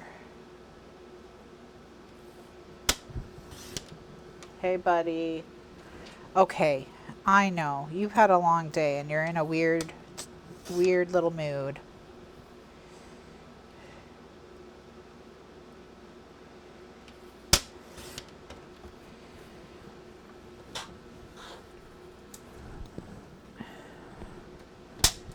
Hey. Hi, sweetie. Okay, because like if we take these and we can layer one plainer one in the back and then put one that has, you know, something like that in the front, just as a cuteness. You're a cuteness. Yeah, you are. You're a little cuteness. Or we have these as well.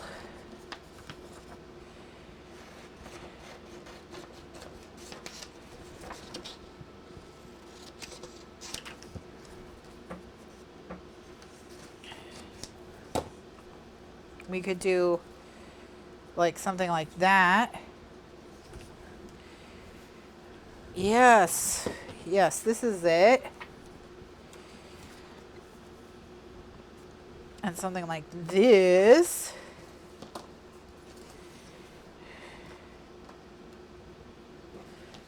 Not any of these though.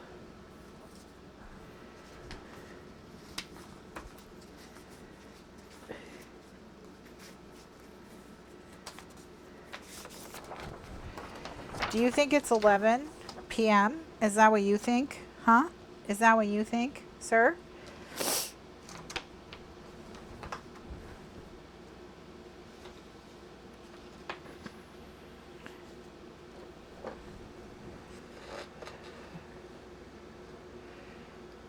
He said thanks for the house. All right. So I'm going to use this one. And yes, Marcel, I'll use this one. We're going to use the, yeah, exactly. You're right. We should use that one. You are correct, bud.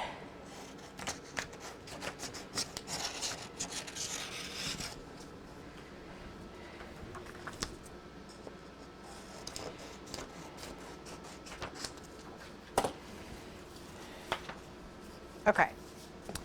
So that was a pivot, but it worked well. All right, so for these two tags, I'm just going to cut off the black line. So that's how they were designed, to remove the black line.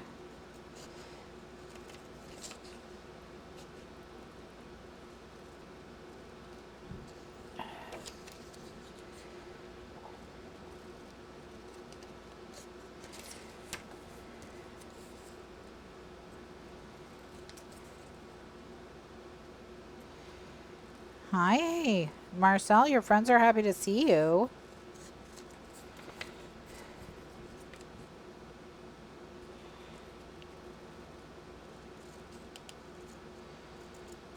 Hi. Hi, sweet baby. Yeah, you're a cute baby, you are.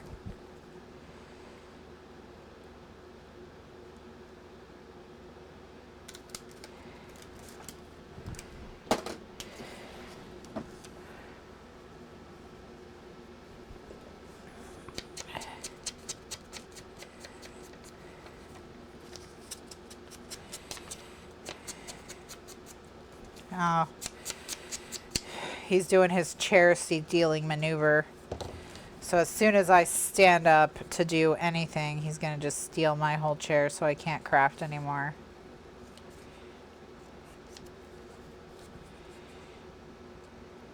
He says it's enough. Enough is enough. You're doing too much.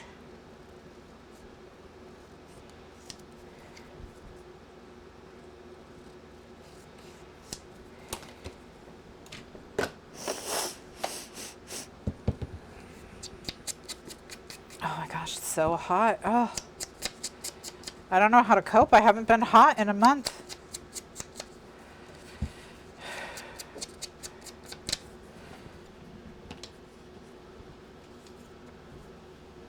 Exactly. Exactly. He says, I'm the boss. I decide when you're done. Yeah. That's how we should do it. Okay. So,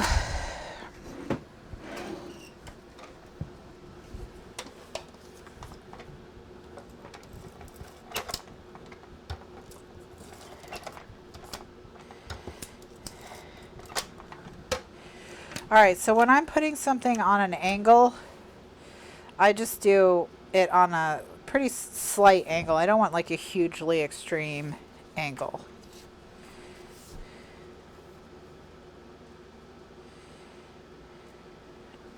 And then the one in the front I want at even a less extreme angle.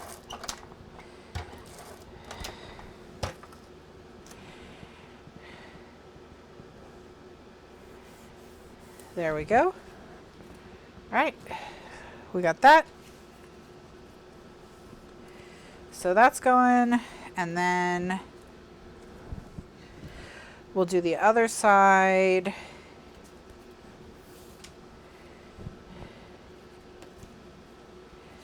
Which is this side. Didn't I cut something out for this? Oh, yes. This.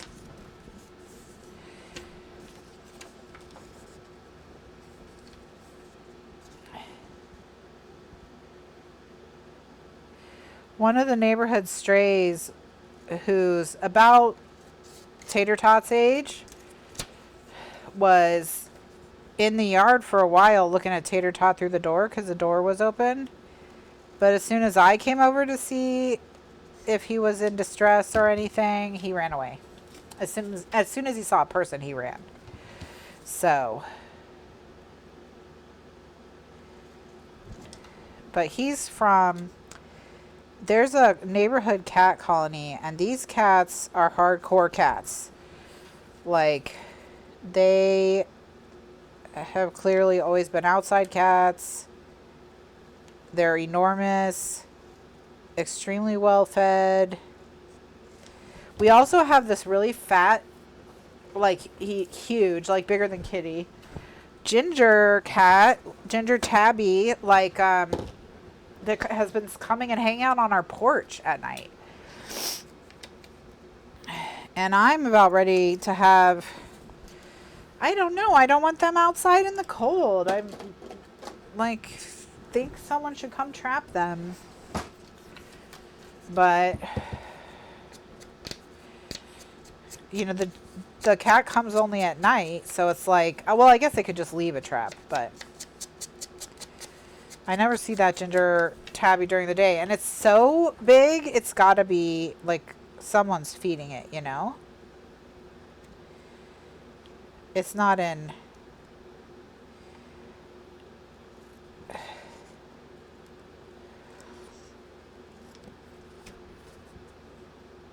Doesn't look like it like lives on the streets, you know? I just wish people wouldn't let their cats roam outside. It's not good for the cats, and it's not good for the outside.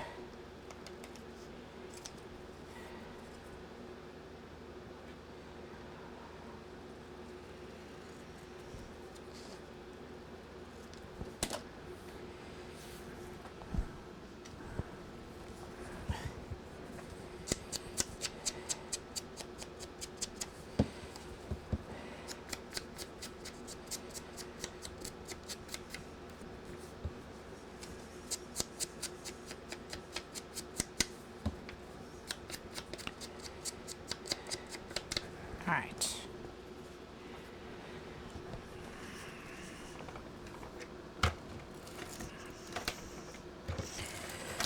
But yeah, I think Shredder was trying to befriend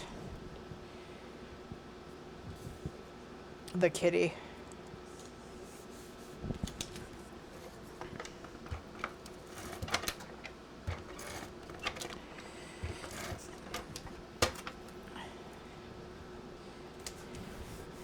Alright, so those are now journaling spots. So let's go ahead and get these inked and chomped and all of that.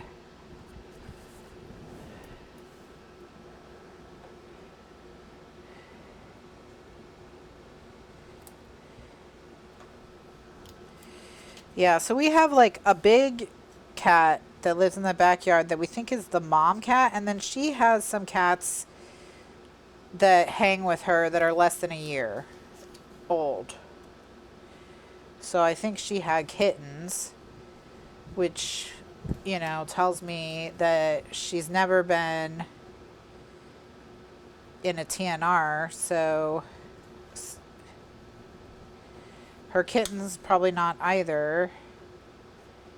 But I don't know where they live, so like I don't know where to tell them, because they just wander through the backyard on their way somewhere, because they're always just like walking through.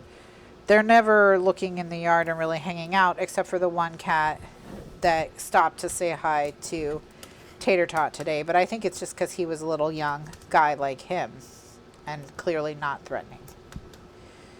But they were very interested in each other.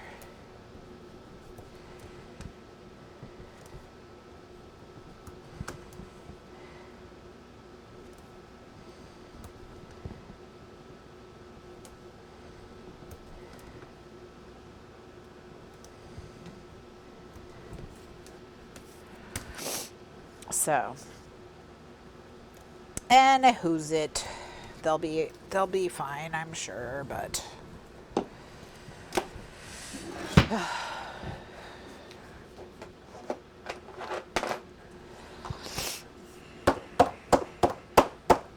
we try to entice them closer to the house so we can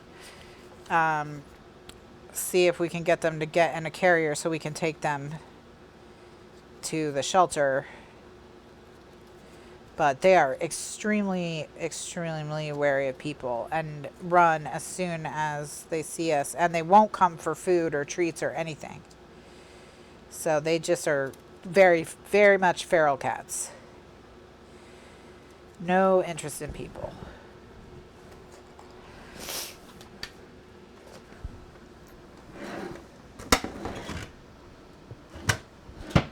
All right. So these will chomp.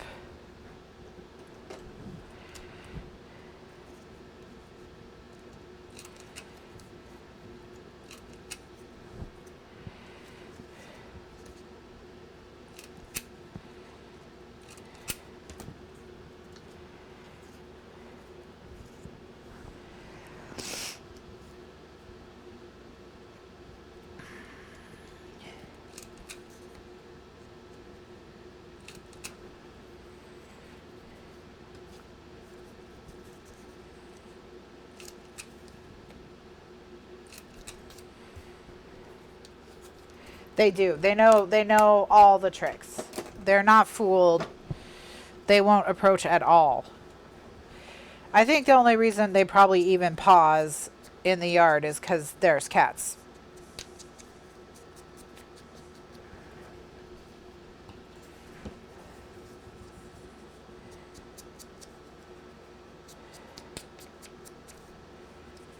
Ooh, that's a good idea, Melanie.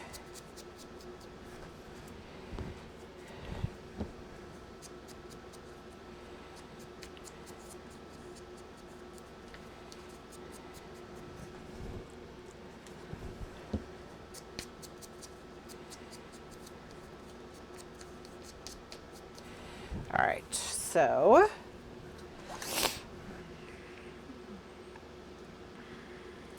I'm gonna go ahead and peel this. Hey, leave Tiny alone.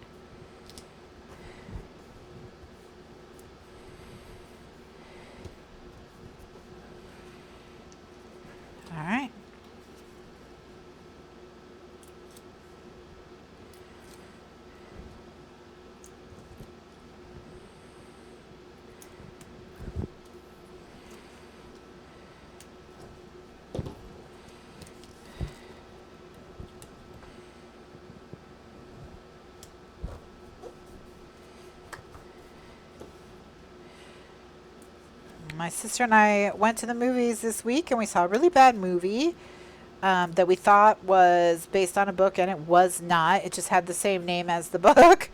But we were like, hey, we got out of the house and we saw a movie. Yay. So I'm going to try and get back into going to the movies regularly. Okay. All right. So now we just need to cut out these two and glue them down.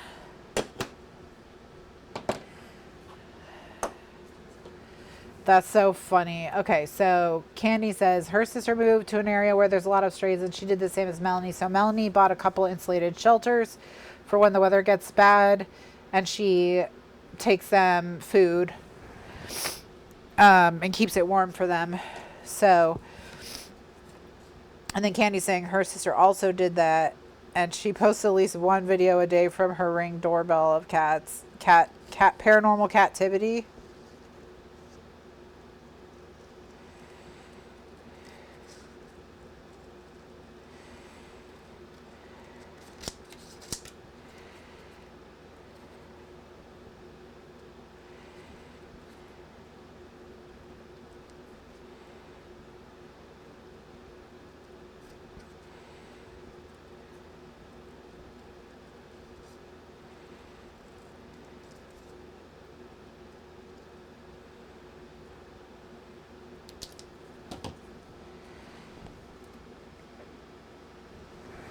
Cute. Okay, I think that's going to work out quite nicely. I'm not doing a super thick line, somewhere between probably around a 1/16 of an inch.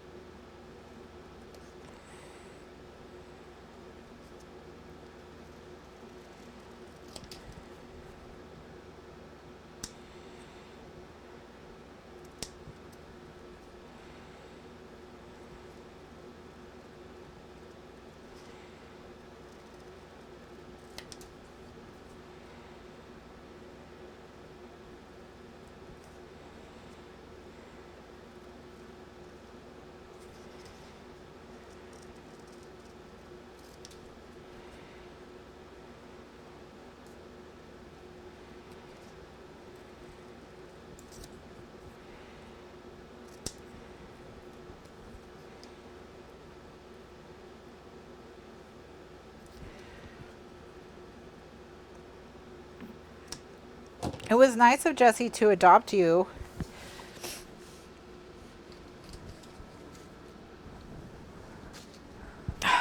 Marcel, yeah, Marcel, Kitty, Tiny, they were all strays. I don't know. We got Cheddar from Cheddar Cheese, Shredder Cheese. We got him from a rescue organization as well. Although I don't know, because he's been in foster so long, we don't really know exactly what his little deal is, you know? Okay, so what I'm going to do is I'm going to kind of hold this where I want it. And then I'm going to grab a Post-it note. And I'm going to mark about 1/8 of an inch down from the top. And that's just going to tell me where to put my tape. Okay. So that I don't get it too high or too low.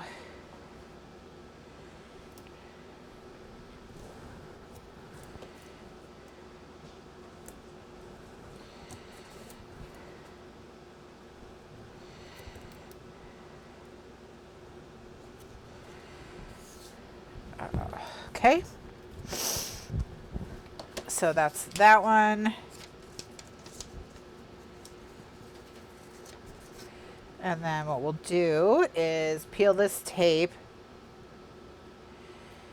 Well, you can always email it to info@kathrynscraps.com.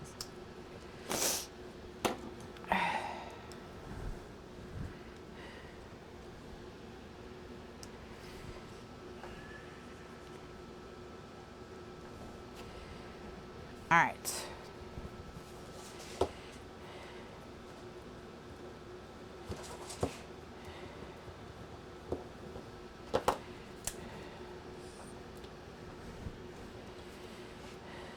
All right, so with him, I'll be okay if I just don't do the ears or the tails of the scarf.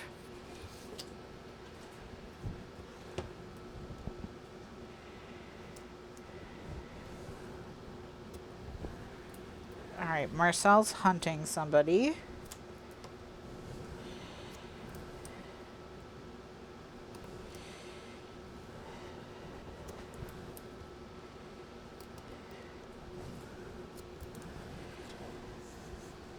I wonder who he's hunting. Could it be Tater Tot?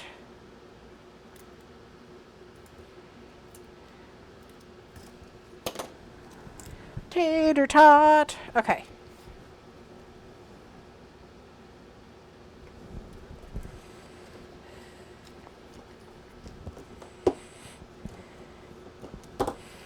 Ta-da! Okay. So, we're going to set these aside for another place in the album. But for now, what we're going to do is stick this in the book. Okay. So earlier today, in a previous video, I marked where I needed to place with, oops, I never taped the flaps. So, okie dokes. Let's tape the flaps.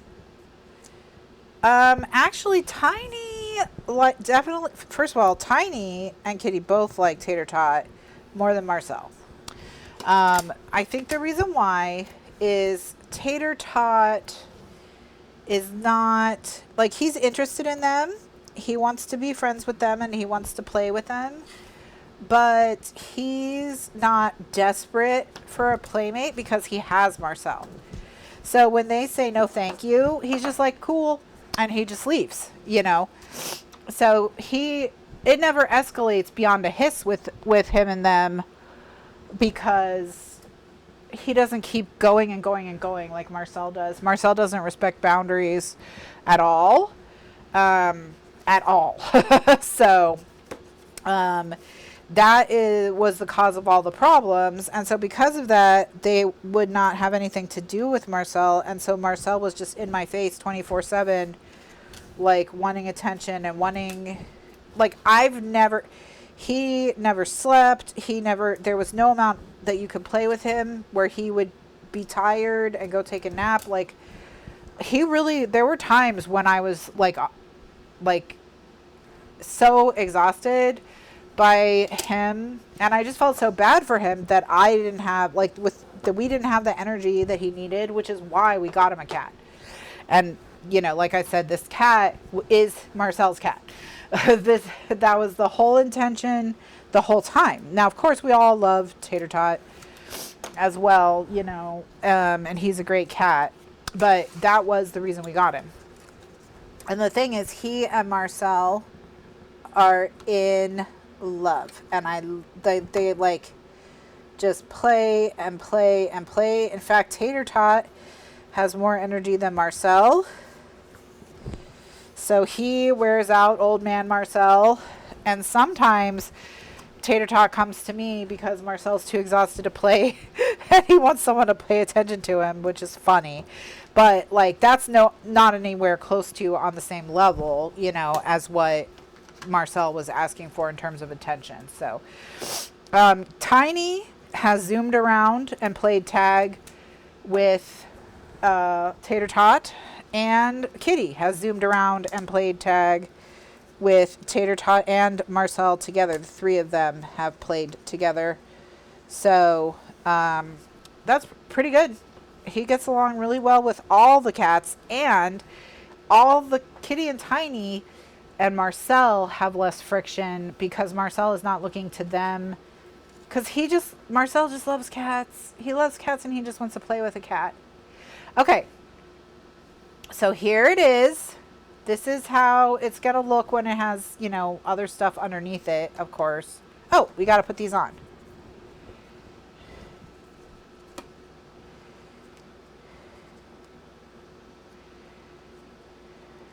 So it's been great. They love tater tot. Oh no, it's my heart might be sticking up too much. I may have to adjust that another day because the heart pokes up. It may poke up too far. We'll have to see if we can close it. If we can't, next week we'll figure something out. It's too cute. I love it. Okay. And so then these will come up and close, you know, and these won't sink as much once there's stuff underneath them.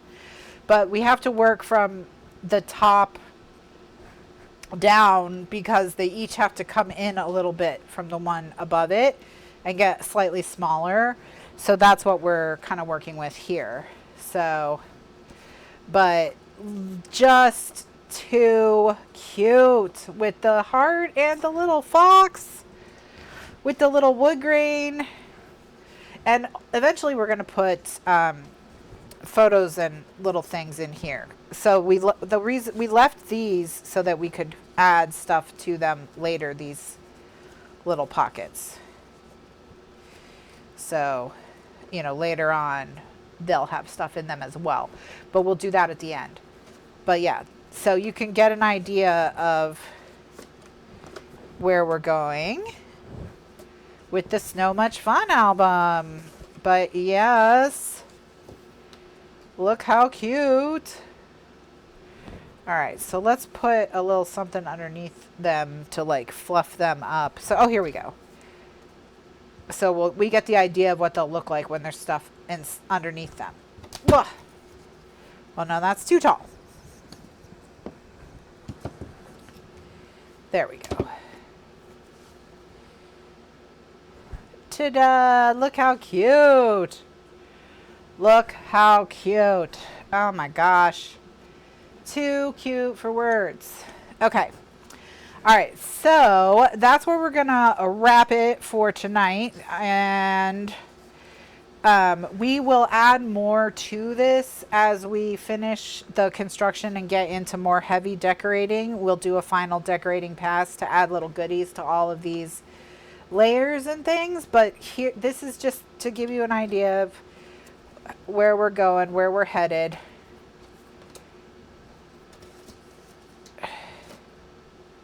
Oh my gosh. It's just too cute. It's just too cute. It's too cute. Okay. All right, everyone. I will see you next week at 2 p.m. Eastern USA time and 9 p.m. Eastern USA time. We will be discussing The House in the Pines by Andres and working on this some more. I'll go over everything for Scrappy Bowl again next week for anyone that missed it this week. So we'll be talking about that as well. And then after that, oh, Marcel is back and he loves nothing more than a string. Nothing on this earth Marcel loves more than a string. So, yeah. So everyone, I hope you have a wonderful weekend, a fabulous week. Absolutely everything goes your way. I hope you win the lottery, you know. I hope just everything is amazing for you at the start of this new year. So I hope you all love The House in the Pines and give it 5 stars. I hope I love The House in the Pines and I give it 5 stars. If not, I hope there's at least an interesting discussion to be had from it. So we'll talk about that next week. I will have read the book by then. Here's Marcel to say goodnight. Thanks so much, everyone. I hope you have a wonderful night and a wonderful weekend, and I'll see you next time. Bye now. Hey, can you really, sir, really?